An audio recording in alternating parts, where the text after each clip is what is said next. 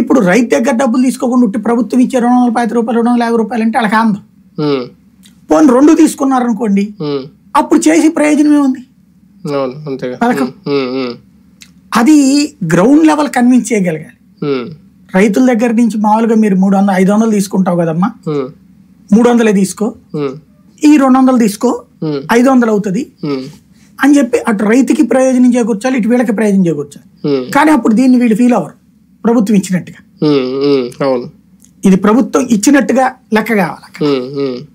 లేదు అసలు డబ్బులే తీసుకోకుండా చేయమంటే వాళ్ళలో వ్యతిరేకత వస్తుంది. ఈసారి మంత్రుల్లో, ఈసారి క్యాబినెట్ లో కొత్తదనం ఏమన్నా కనిపించబోతుందా? మొత్తం మంత్రులందరికీ ఒక ఫ్రీడమ్, ఇప్పటి వరకు ఏ ముఖ్యమంత్రి ఎవరిని స్వేచ్ఛ చంద్రబాబు నాయుడు గారు అని ఇచ్చారు అనుకోవాలా? ప్రస్తుతానికి స్టార్టింగ్ డేస్ అయితే వీళ్ళందరూ మాట్లాడిన మాటలు చాలా బాగున్నాయి. అవును, వాళ్ళ శాఖల గురించి అనిత మాట్లాడినటువంటి మాటలు, లేకపోతే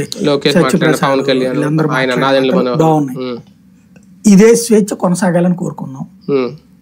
స్వేచ్ఛ అనేటటువంటిది మాటలకు పరిమితం కాదు, విధానపరమైన నిర్ణయాలు మంత్రులు తీసుకున్నప్పుడు పర్ఫెక్ట్. అది జాతీయ పార్టీలో కుదురుతోంది కానీ ప్రాంతీయ పార్టీలో కుదరట్లేదు. అది చెయ్యగలిగితే ఇంతకు ముందు చంద్రబాబు గారి దగ్గర జరగలేదు, అలాగే జగన్మోహన్ రెడ్డి గారి దగ్గర జరగలేదు. అది పేరుకి మాత్రమే ఉంటున్నాయి. వాళ్ళతో పోల్చుకుంటే వీళ్ళందరూ స్వేచ్ఛగా మాట్లాడారు, వాళ్ళలో స్వేచ్ఛగా తిట్టారు,